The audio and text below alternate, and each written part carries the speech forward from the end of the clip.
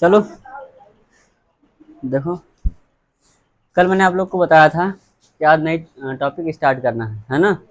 देखो जैसे समतल दर्पण वाला जो आपको मैंने नियम बताया था कि मान लो कोई समतल दर्पण है, एक तरफ कालिक पोती गई है हैं, और इस पर अगर कोई किरण आपतित होती है तो इसको बोलते हैं आपतित किरण। और ये अगर ऐसे किरण निकल जाती है तो इसको बोलते हैं परावर्तित किरण, है ना। ये आप लोग को मैंने बताया था, ये है आपतित किरण।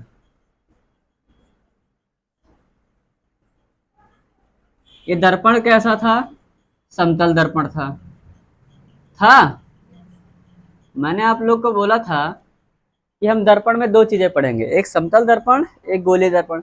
समतल दर्पण का नियम भी मैंने आपको बता दिया था कि जितना एंगल आई रहेगा उतना ही एंगल आर रहेगा। नियम क्या था? एंगल आई बराबर एंगल आर। और पहला नियम तो ज्यादा बहुत था नहीं, आपतित किरण, परावर्तित किरण और अभिलंब तीनों एक ही बिंदु पर होते हैं। सिंपल सा था हैं। समतल दर्पण वाला हो गया था। आज पढ़ना है गोलीय दर्पण। मेन चीज क्या? गोलीय दर्पण। और गोलीय दर्पण मैंने आप लोग को बना के दिखाया भी था, है ना। गोलीय दर्पण कितने प्रकार से? दो प्रकार से, एक अवतल दर्पण, एक उत्तल दर्पण। चलो अवतल दर्पण इधर बनाते हैं, अवतल दर्पण। और दूसरा क्या है? उत्तल दर्पण।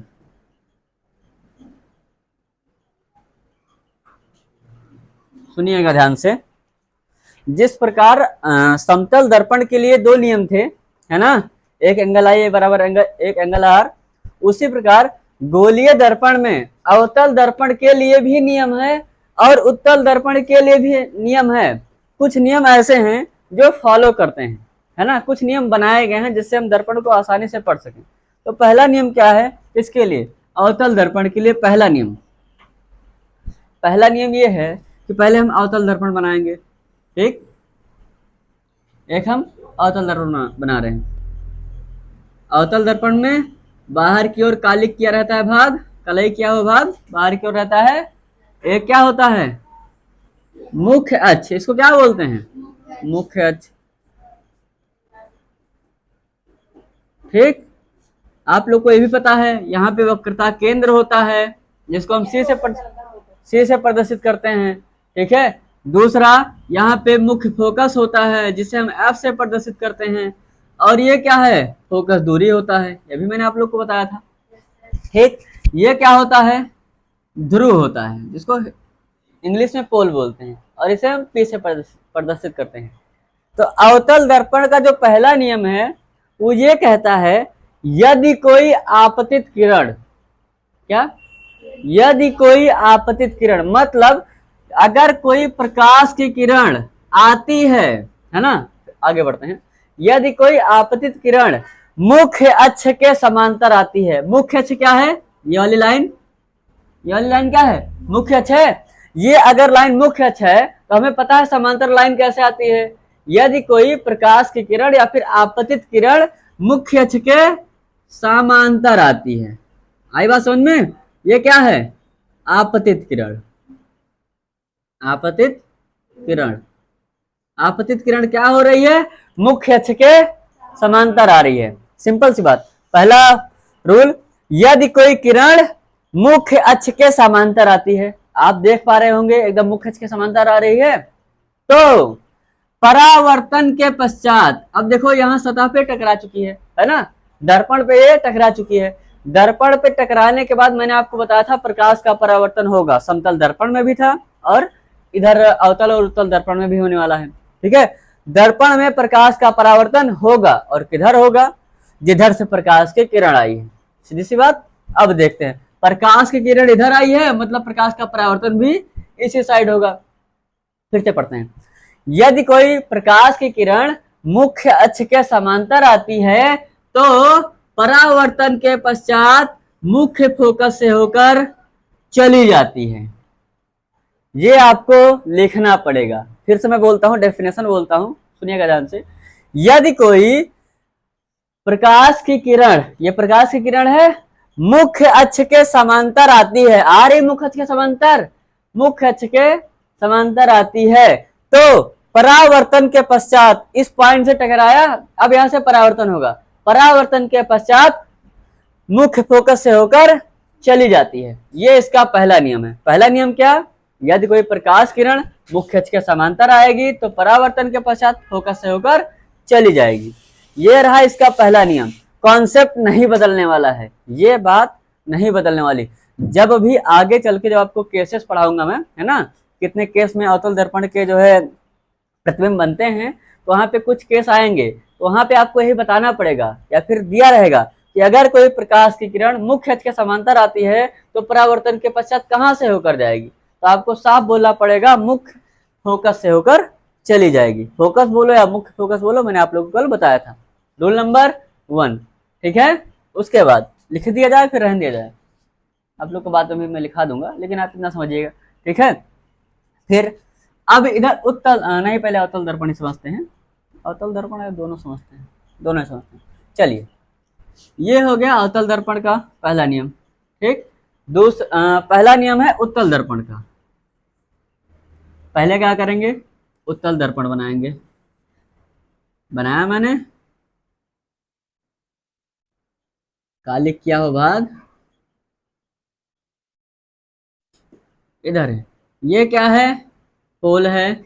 यहाँ पे क्या होने वाला है? सेंटर होने वाला है। यहाँ पे क्या होने वाला है? फोकस होने वाला है, ठीक है। अब ध्यान दीजिएगा, कालिक अगर इधर किया गया है तो प्रकाश की किरणें इधर से आएंगी। आपको पता है ना, प्रकाश की किरण किधर से आती हैं? कलई किए हुए जस्ट अपोजिट भाग से। अगर कलई इधर किया गया है तो प्रकाश की किरण इधर से आने वाली है। आई बात समझ में? आ रहा बच्चे, समझ में? वीरेंद्र आ रहा है? आगे बढ़ते हैं।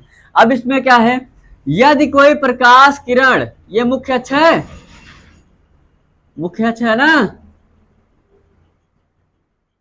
यदि कोई प्रकाश किरण मुख्य अक्ष के समांतर आती है, सुनिएगा ध्यान से, यदि कोई प्रकाश किरण किसमें? उत्तल दर्पण में मुख्य अक्ष के समांतर आती है तो परावर्तन के पश्चात फोकस से जाती हुई प्रतीत होती है। जाएगी नहीं, प्रतीत होगी।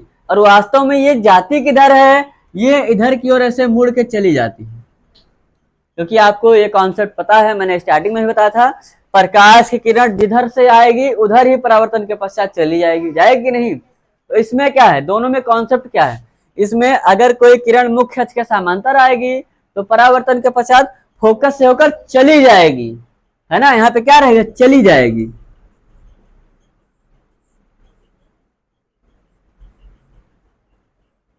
लेकिन इसमें क्या है? यदि कोई प्रकाश किरण मुख्य अक्ष के समांतर आ रही है तो परावर्तन के पश्चात मुख्य फोकस से जाती हुई प्रतीत हो रही है।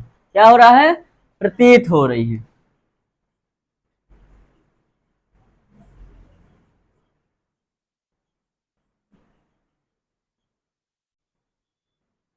ये था आपका अवतल दर्पण और उत्तल दर्पण के लिए प्रथम नियम, ठीक। इसमें क्या है? मुख्य अक्ष के समांतर आएगा तो फोकस से होकर चला जाएगा। उसमें क्या है? मुख्य अक्ष के समांतर आएगा तो फोकस से जाता हुआ प्रतीत होगा, लेकिन जाएगा नहीं। अब द्वितीय नियम, केस नंबर 2 पढ़ते हैं, सुनिएगा। केस नंबर 2 में ये रहा आपका एक दर्पण, बड़ा सा बनाता हूँ, रुक जाओ, ऊपर बनाता हूँ अच्छे से।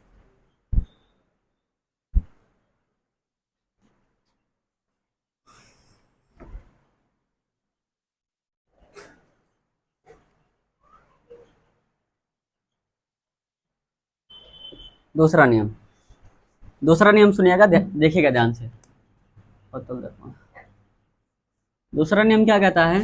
पहले हम एक अवतल दर्पण बनाएंगे, ठीक, दिख रहा है सबको, ठीक। उसका देख मुख्य अक्ष बनाएंगे, मुख्य अक्ष तो बनाना ही पड़ेगा,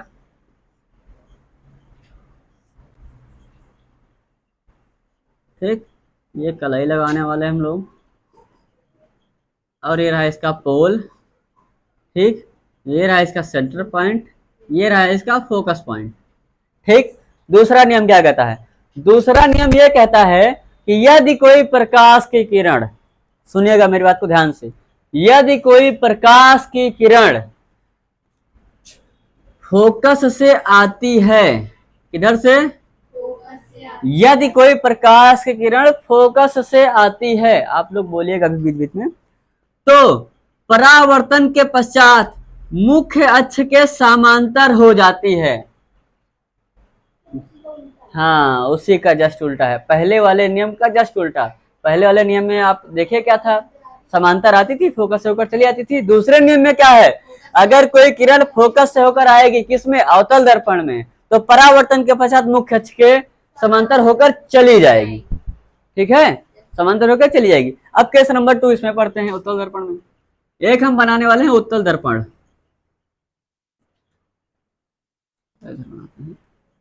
एक हम बनाते हैं उत्तल दर्पण।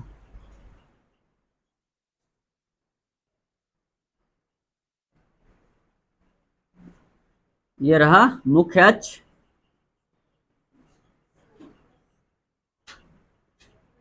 ठीक, ये रहा इसका सेंटर पॉइंट, ये रहा इसका फोकस पॉइंट, ये रहा इसका ध्रुव पोल। ठीक, प्रकाश की किरणें किधर से आएंगी, कलई किए हुए जस्ट अपोजिट भाग से। ठीक, अब देखिएगा इसमें क्या है, यदि कोई किरण फोकस पर आती हुई प्रतीत होती है ना, यदि कोई किरण फोकस पर आती हुई प्रतीत होती है तो परावर्तन के पश्चात मुख्य अक्ष के समांतर होती हुई चली जाती है। इसमें फोकस से आती है और मुख्य अक्ष के समांतर हो जाती है। इसमें क्या होता है, फोकस पर आती हुई प्रतीत होती है और मुख्य अक्ष के समांतर होकर चली आती है। इसमें भी अगर आप ध्यान दें तो सिर्फ प्रतीत हो रहा है ना। केस नंबर फर्स्ट में भी था, केस नंबर सेकंड में भी था। इतना कॉन्सेप्ट क्लियर है, ठीक है। अब तीसरी बात करते हैं, case number 3, third case. Third case में क्या होता है, तीसरा नियम क्या कहता है, यदि कोई अवतल दर्पण है, ठीक, यदि कोई अवतल दर्पण है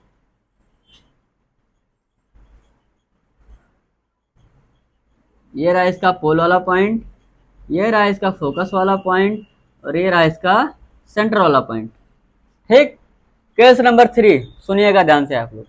केस नंबर 3 ये बोलता है, यदि कोई प्रकाश की किरण सेंटर पर आता है, केंद्र पर आता है, किस पर, केंद्र पर आता है, तो परावर्तन के पश्चात बिना विचलित हुए वापस उसी मार्ग में लौट जाता है। मतलब सेंटर पर आएगा और सेंटर पर ही लौट जाएगा। केस नंबर 3 कहता है अवतल दर्पण का, यदि कोई प्रकाश की किरण वक्रता केंद्र पर आता है तो परावर्तन के पश्चात बिना विचलित हुए सीधे उसी मार्ग में निकल जाता है। केस नंबर 3, रोल नंबर 3 था इसका। अब इधर रोल नंबर 3 की बात करते हैं। एक बनाने वाले हैं उत्तल दर्पण हम लोग, ठीक, अंदर की ओर क्लिक करते हैं, ठीक। ये रहा इसका पोल पॉइंट, ये रहा इसका फोकस पॉइंट और ये रहा इसका सेंटर पॉइंट। अब इसमें सुनिएगा केस नंबर 3 में, केस नंबर 3 क्या कहता है, यदि कोई प्रकाश की किरण सेंटर पर आती हुई प्रतीत होती है, क्या, यदि कोई प्रकाश की किरण सेंटर पर आती हुई प्रतीत होती है, यदि कोई प्रकाश की किरण सेंटर पर आती हुई प्रतीत होती है किसमें, उत्तल दर्पण में, तो प्रकाश के परावर्तन के पश्चात बिना विचलित हुए वापस उसी मार्ग में लौट जाती। हाँ, उसमें सब, इसमें उसमें सब का सब प्रतीत होता है और इसमें होता है, हालांकि होता है इसमें भी है, ध्यान दो। यदि हाँ, वही आप कह सकते हैं, प्रतीत इसमें भी हो रहा है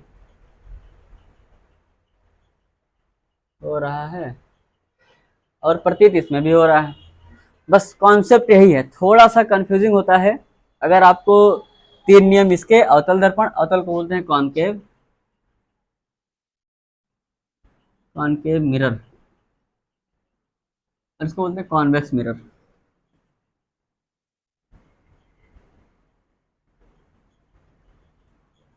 तो थोड़ा सा ही आपको ध्यान देना पड़ता है, सावधानी आपको बरतनी पड़ती है ना, अवतल में और उत्तल में। अगर आपने थोड़ा सा भी सावधानी नहीं बरता या फिर प्रतीत होता है या फिर जाता है में थोड़ा सा अगर आप लोग कंफ्यूज हुए तो आप लोग को तुरंत ही आपको कंफ्यूज कर देगा और आपका पूरा कॉन्सेप्ट गलत हो जाएगा, आपका इमेज फॉर्मेशन जो है वो नहीं हो पाएगा। ये 6 इसके रूल थे, सब लोग को समझ में आया थोड़ा बहुत, है ना? उम्मीद करता हूँ समझ में आया होगा। बस यही बताना था, मेन चीज़ यही है। अगर ये 6 कॉन्सेप्ट आपका क्लियर है तो लगभग लगभग दर्पण का आपका जितना नियम है सब क्लियर हो जाएगा और चैप्टर भी आसानी से क्लियर हो जाएगा दर्पण वाला। ठीक है, इतना कॉन्सेप्ट क्लियर है? बस ठीक है, चलिए इतना ही था। अब अगर 1 बाय 1 करके आप लिखना चाहें तो आप लिख सकते हैं।